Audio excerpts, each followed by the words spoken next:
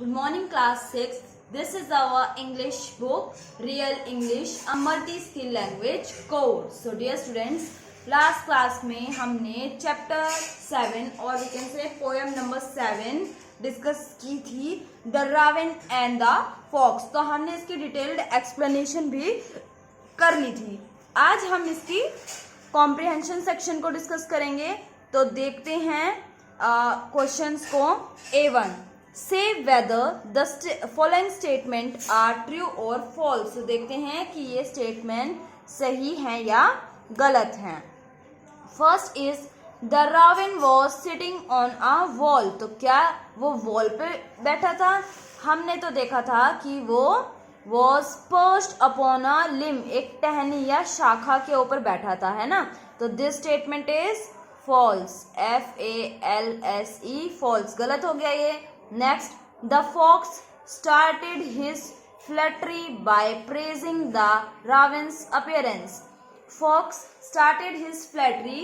तो fox ने अपनी चापलूसी स्टार्ट कर दी थी by praising the raven's appearance, कि रावण की appearance कैसी है. तो यहाँ देखेंगे फॉक्स ने उसकी एडमायरिंग मतलब उसकी तारीफ या सराहना करते हुए से क्या कहा. Sir raven, you are a handsome bird, such feathers. If you would only sing, the birds of these would call you king. तो इसकी प्रेज की थी. तो this statement is true.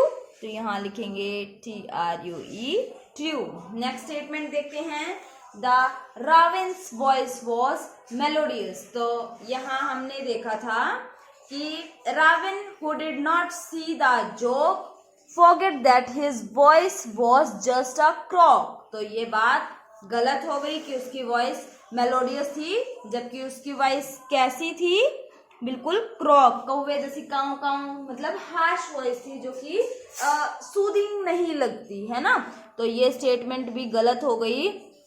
FALSE false. Next देखते हैं.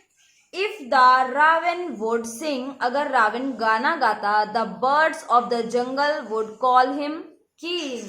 तो क्या उसे जंगल के पक्षी राजा मान लेते? ये बात गलत है. उसको ऐसा लगा कि जो फॉक्स ने उसे बोला था, उसकी प्रेज की थी, तो उसने उसकी बातों पे बिलीव कर लिया, बट ऐसा कुछ नहीं था. तो this statement is also false.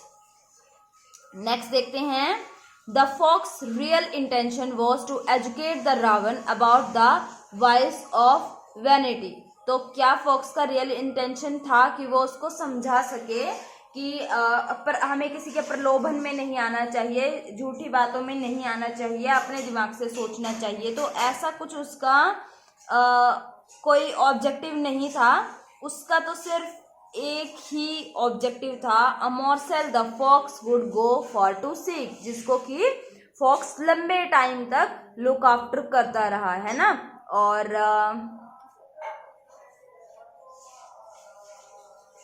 यहाँ भी लिखा हुआ था and down fell the morsel the fox had spied, जिसका फॉक्स ने पीछा किया था, ठीक है ना. तो उसका इंटेंशन तो क्या था? खाना लेना. तो ये स्टेटमेंट भी हो गई false. FALSE false. Alright. Next statement देखते हैं. Complete the following sentences. तो ये सेंटेंसेस हमें कंप्लीट करने हैं. Reynard the fox notice that mister raven had dash in his beak. तो क्या है उसके बीक में? तो यहाँ देखेंगे क्या था? मोरसेल, ठीक है ना. उसकी बड़ी सी बीक में एक मोरसेल यानी कि रोटी का टुकड़ा था. तो लिखेंगे had a morsel, MORSEL, morsel in his beak. Next, the fox wanted the raven to open its beak because, किस लिए? Because he wanted to get the morsel from its beak, है ना. Because he wanted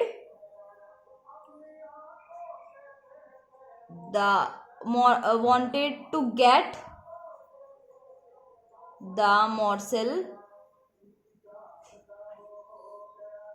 from its beak. Clear है. The fox wanted the raven to open its beak because he wanted to, यहाँ क्या है ये, to get the मॉर्सेल from its beak, वो उसकी beak से खाने के टुकड़े को लेना चाहती थी। The fox flattered the raven by telling him, क्या बता के उसको फ्लैटर करती है, that the raven was a handsome bird, उसकी आवाज़ बहुत अच्छी है, तो उसकी मेलोडियस वॉइस है। फिर वो उसकी कहती है उसके फीदर्स बहुत ही अच्छे हैं, और अगर वो गाना गाएगा तो सब लोग जितने भी पक्षी हैं जंगल के वो सब उसी को राजा मान लेंगे, है ना। तो हम लिखेंगे the fox flattered the raven by telling him that he is handsome and had a melodious voice.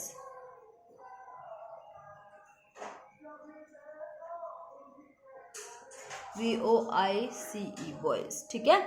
MELODIOUS melodious, VOICE voice. The fox flattered the Ravan by telling him that he is handsome and had a melodious voice. Next देखते हैं, the Ravan was so pleased with the compliment that उसने क्या start किया, उसने अपना mouth खोला और गाना गाना स्टार्ट कर दिया, है ना। तो इतना ज्यादा खुश हो गया था वो कॉम्प्लीमेंट से, that he open his mouth to sing, गाना गाने के लिए उसने अपना मुंह खोल लिया, ठीक है। Next, after getting the food the fox told the raven that, तो खाना मिलने के बाद रावण ने फॉक्स ने रावण को क्या कहा, तो उसने ये कहा था कि उसको किसी की फ्लैटरी टॉक्स में नहीं आना चाहिए, है ना। तो उसने कहा that he should not listen to flattery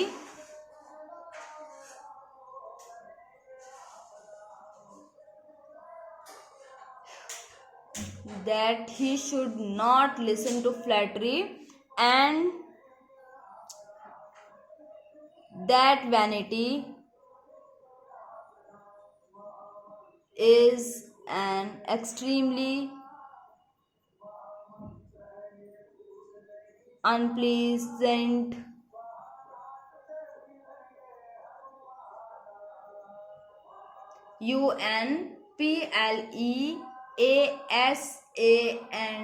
unpleasant flaw on one's personality, PERSONALITY, personality, ठीक है ना। तो after getting the food the fox told the raven that he should not listen to flattery and that vanity is an extremely unpleasant, कि ये जो घमंड है ये बहुत बुरा है, गलत आदत है या गलत लत है ऑन वंस पर्सनैलिटी, कि अगर कोई ऐसा करता है तो वो उसका पर्सनली वो बहुत गलत हो जाता है, ठीक है ना। Next, answer this question, what qualities of raven's character made him open his mouth to sing, तो कौन सी क्वालिटीज थी रावण की जिसकी वजह से उसने अपना मुंह खोल लिया था। तो हम इसको नोटबुक में लिखते हैं, alright.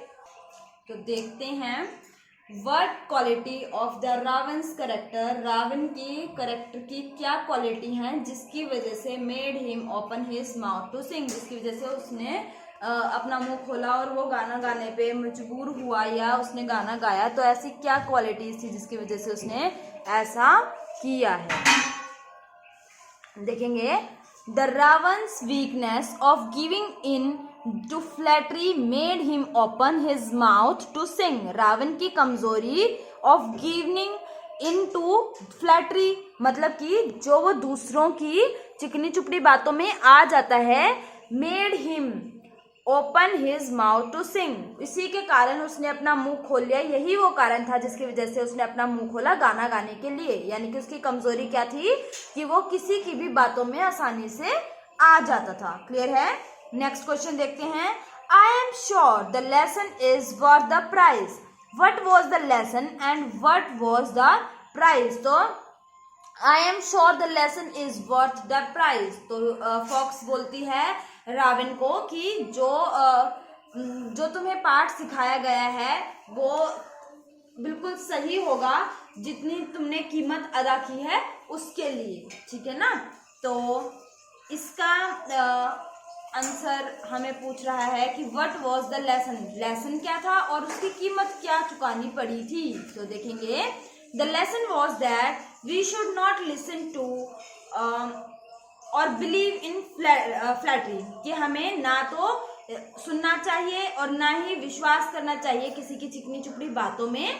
The price was that raven lost his morsel, और इसकी कीमत क्या थी, रावण ने अपना जो रोटी का टुकड़ा था उसे खो दिया था। ठीक है ना?